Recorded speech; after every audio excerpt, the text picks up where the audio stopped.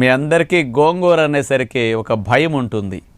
అలర్జీలు వస్తాయి, దద్దుర్లు వస్తాయి, నొప్పులు ఎక్కువ అవుతాయి, వాతం చేస్తుంది, కాళ్ళ నొప్పులకి పనికిరాదు, ఇది స్కిన్ అలర్జీస్ ఉన్న వారికి పూర్తిగా మానేయాలి, ఇది ఒక నెగిటివ్ ఫుడ్ అనే ఇలాంటి ఇంప్రెషన్ ఉంది.